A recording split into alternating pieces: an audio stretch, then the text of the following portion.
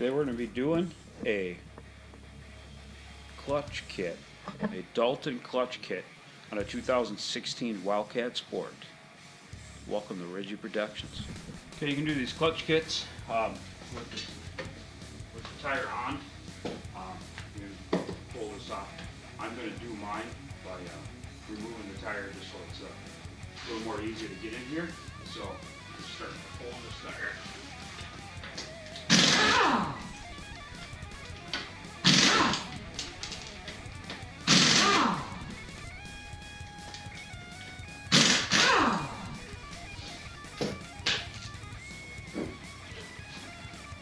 Right, so to remove the cover, it is a Torx 27. Now all these are the same length, so you don't have to worry about getting these messed up. I'm just using this to remove them. I've already kind of pre-done all of these, but if you don't have one of these, yeah, this is about a must-have as far as working on any mechanics. It makes everything nice and smooth. So we'll remove the glass one here and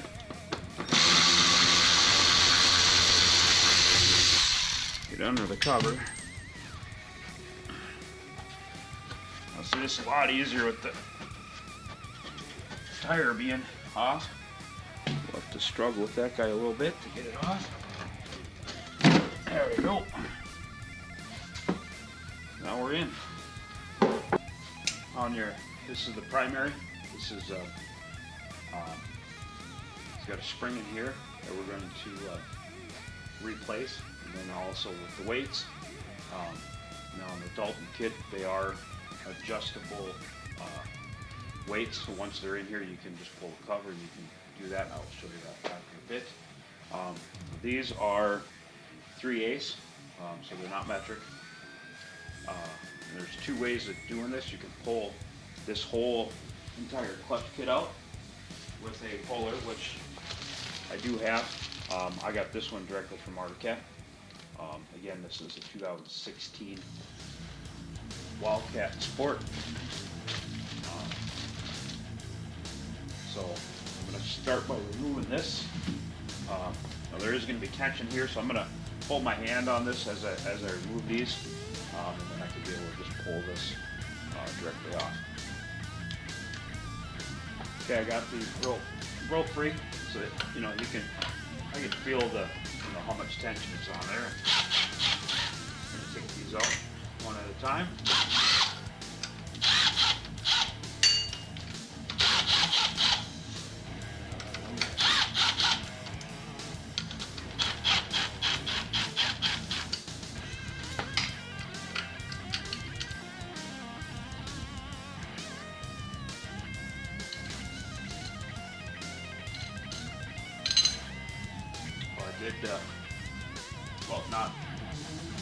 Forgot to mention the X's, so you want to make sure that there is an X here, and then there is an X right here, so you can get them back lined up. If you want, you can take a Sharpie and simply mark these so you know when you put them back together and get it in the correct spot. Due to the fact that these are balanced, so you don't want them in the wrong spot. Throw it out of balance and really mess up your day. So, I'm going to get in here. I'm going to just kind of clean this out a little bit before I go ahead and start removing these. I'm going to bring it up to the table to show you the weights that I'm going to use, kind of how I determine what weights I'm going to use. But you can see how much we got going in there. Going to get that all cleaned out. Okay, here we have everything that we get in the kit. We got the secondary spring, we got your primary spring, and then we're going to have our weights with all of these Allen screws to be able to put down inside here, so we can have different weights for different size tires, different applications, just whatever you want for responses. I'm currently running 26-inch tires. I'm going to go with the 27, 28-inch aftermarket tires, which is going to be a 1/2-inch long set screw to each flyweight. So I'm going to find the 1/2 inch long one, and then I'm going to screw that all the way down to the bottom. You got to make sure they get them bottomed out, snugged up. It does have some Loctite on the threads of this to help pull them into place. I'm going to pre-install these before I go ahead and put them into the machine. Okay, so I'm going to pull the weights here. To do that, you are going to need a 1 1/8 inch Allen and a 3/8 wrench. I'm going to go ahead and pull this out of here.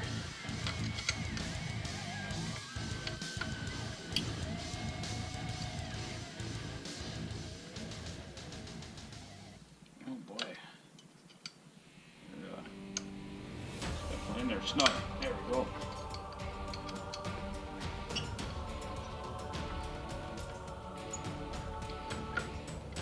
Now when I get this out of here, there's going to be 2 shims that we're going to want to be real careful with. With this particular set, as far as I can tell, you don't need it. Again, this is not a how-to. This is how I'm doing mine. So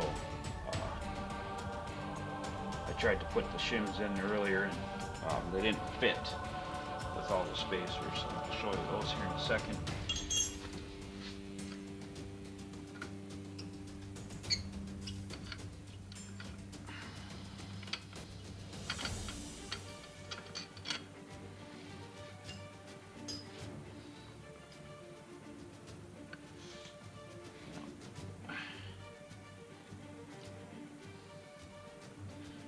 Now, in some different clutch kits, you are going to need to reuse these, so you want to be very careful you don't lose these, because they don't come with the kits.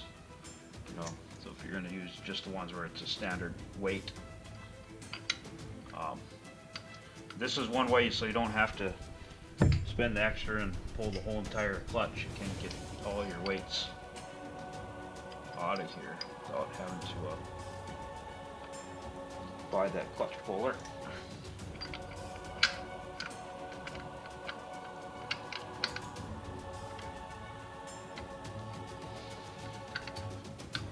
Well, it can be a struggle. There we go. So there's the one weight out. I'm going to be installing the Dalton weight. Now, this flyweight, it does have its own spacers, and the spacers need to go on just like that. So this it does have a little taper on it, and that taper needs to go away from the weight.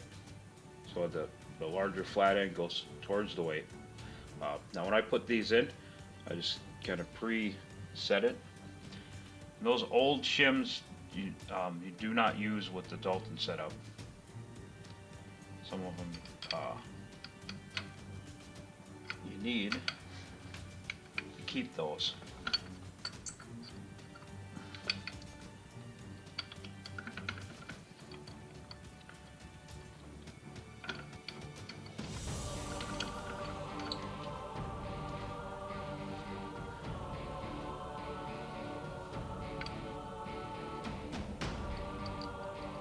And what I'm going to do is I pushed up this the flyweight. I'm going to pull up on that screw, get it up in there, and I can slide that second shim in there. Everything started. Make sure I got the shim.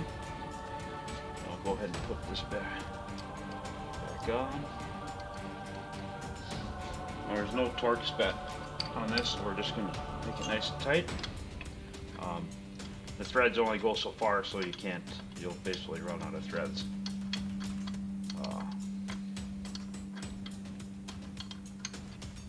So you just want to make it good and tight.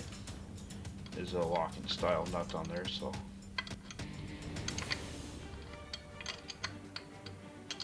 there is a bushing that's in here. You want to be careful when you're sliding that on that you're not scraping the side and getting this all mashed to pieces.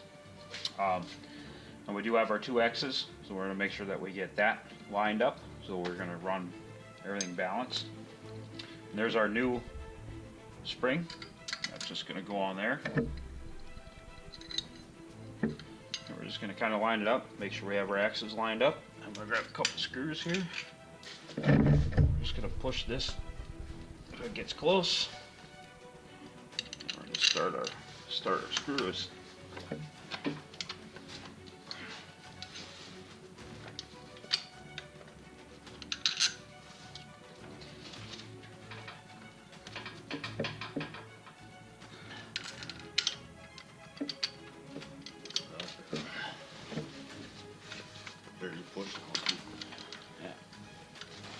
Get a helper in there.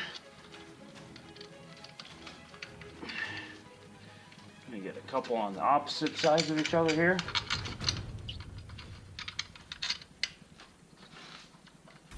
New spring's quite a bit more tension on that new spring compared to the old one.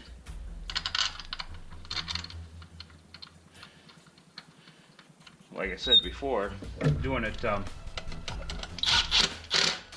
do it on the bench with a compression tool, but you gotta buy the whole puller, pull it.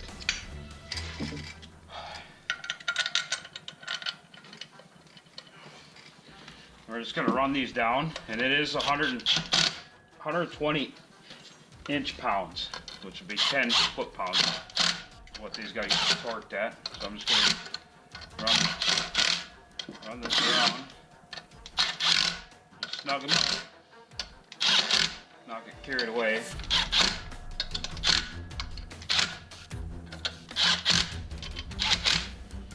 Okay.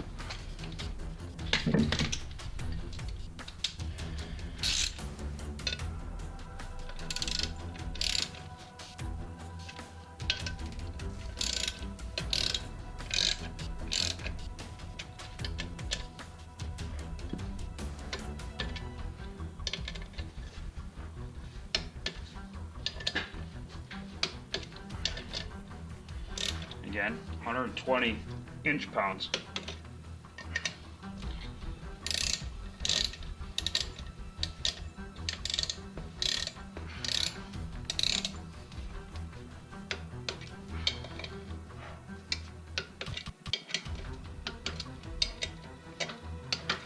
Give you the torques on this. If you do pull the primary completely off and you reset, this right here needs to be set at 60 foot-pounds of torque. So just to let you know, that is the torque right into the center of the primary. We're going to pull the secondary off, and I'm going to use the impact to pull this nut, and then when I put it back in, I'm not going to use that. I'm going to use a ratchet to put her back on. You can see our splines, and we got our washer holding.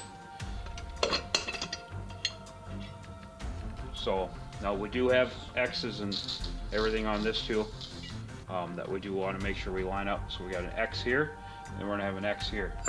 We're going to make sure that we get that. Now there is washers down the side here that we want to make sure we don't misplace or lose. So pull the belt. You want to make sure that when you pull it, it does have writing on it. I don't know if you're going to be able to see that on the camera, but it does have writing and an arrow. And you want this so that you can read it. That's the way it's supposed to be on there. So you want to be able to read it properly. This one says Wildcat and has the model number on it.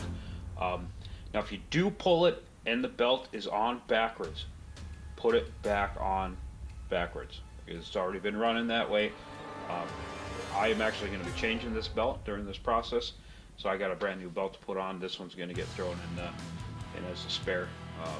I got almost 2,000 miles on this belt, so it's time for a new one. And then we're going to clean these sheaths up also in the process when we pull those.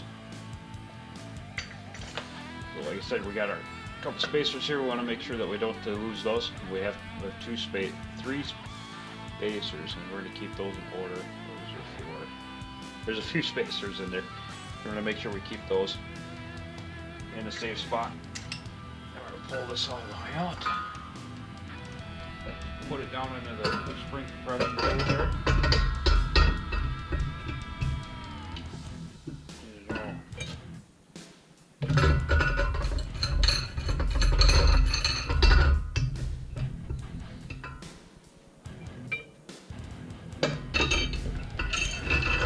don't want to smash this tight because this isn't like a thin metal here.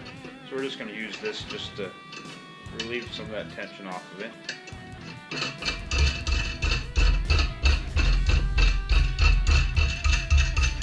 So this is going to be the same Torx as the cover, so it's going to be a Torx 27.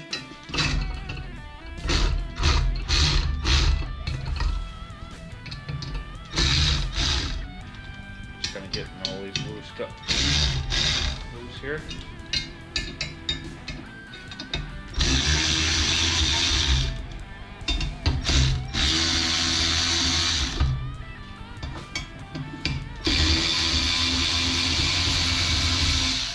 Slowly release the pressure of the spring. Now, I know you can find these compression tools. I think there's a couple companies that are making these. And they're, I want to say they're between $60 to $80.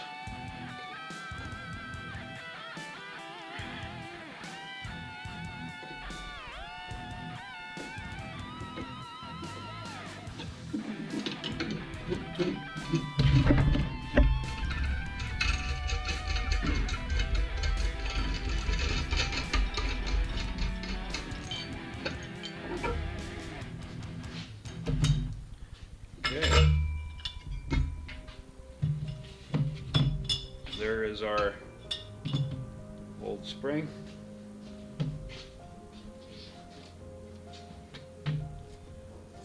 That's our old secondary spring. This will be our new secondary spring.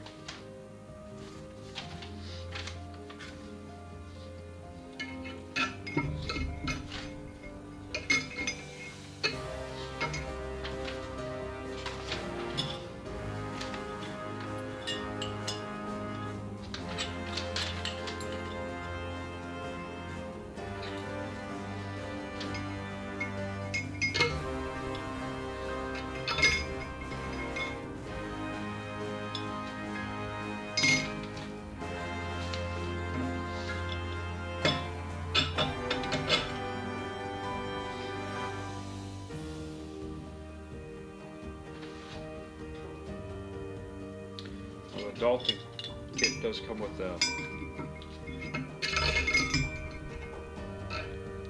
spring tool, I believe, or a washer that I believe goes right down there. Holds that so you don't have to try to set it down inside here because it's not. You can get it offset in there. So we're gonna put that down there. And get this kind of close to its holes. And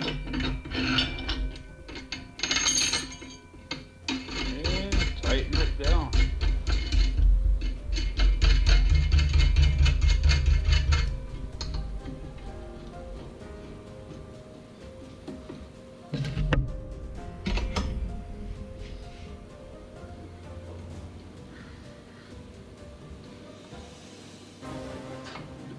Get those kind of close and lined up.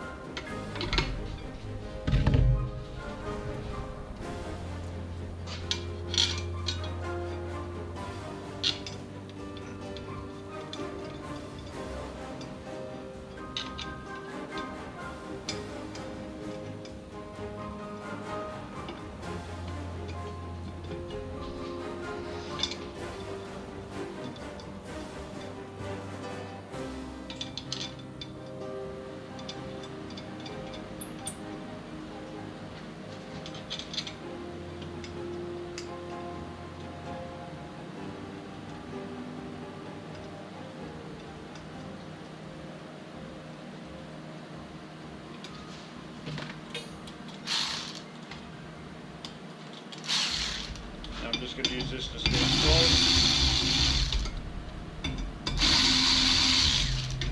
slow. So there is a washer at the bottom of that spring that Dalton does use. It just prevents that spring from pushing up against the aluminum. So there, that's it. Now what I'm going to do is I'm going to clean these sheaths. You can see they've been worn in pretty good. So what we're going to use is just a green pad. scrub pad, and you're just going to go in and out, in and out, in and out, all the way around, and you clean up the sheaths here. We don't want it. You don't want to scratch it, but you just want it. You just want to get it polished up, and then just work yourself all the way around. Just get it all polished up. So I'm going to do that, and then we'll go back to putting this on. So I get the sheath all cleaned up. I got a lot of that old belt material off of here, and then I used acetone afterwards just to wipe it up. You can use brake fluid or what have you on it, or put brake cleaner, not brake fluid, brake cleaner on it. So we're just gonna get this guy slid back in there, and again, here's our X. Make sure that gets on there. We do have the new belt, so we're gonna put that on, and again, so you said, so you can read it, and that's it. That's exactly how that's gonna go on there. It's just like that. So we're gonna get that up in here. And then we're gonna get our washers back in there. Oh, definitely don't want to forget your spacers here. So over the top of the spline. Now this is the make sure, you know, we got our X here, and then there is an X here. I don't know if you can see that, but you know, if you always want to, you can always put a mark on it, and then mark there so you don't forget. But that's where we want this to line up. Otherwise, you'll be out of balance. You don't want to be out of balance. Just get it into the spline here.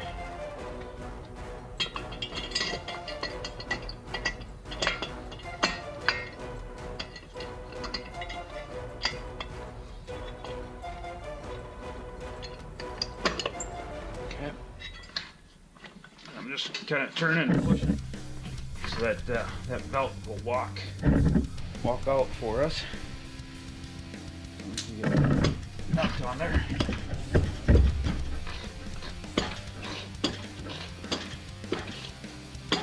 can see, I don't know if you can see, but that belt is starting to go to the outside as we turn that.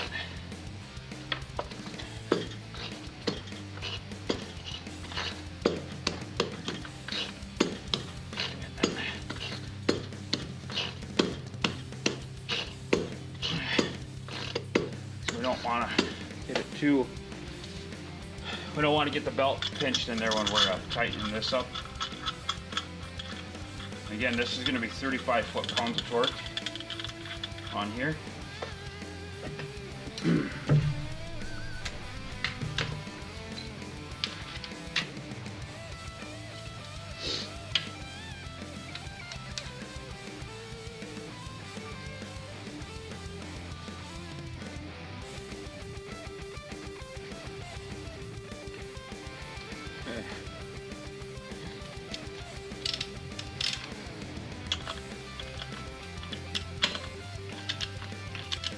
We may need to spin this as you tighten it. Again, like I said, to help get that belt to go to the outside, so you do not want to pinch that belt inside there.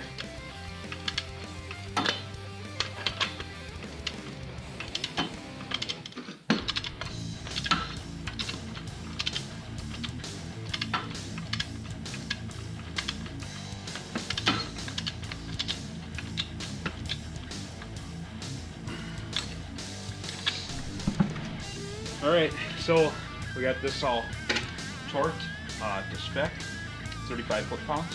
We're going to put the cover on. Now this is going to be 50 inch pounds. It's going to be 50 inch pounds is the torque spec for the cover. Now you want to make sure when you're doing a cover that you got all of this is all cleaned up, the gasket's clean, you don't have any dirt in there. Use an air compressor, blow all this out. Like I did earlier, just to make sure they're not leaving anything in there. So just put this cover on.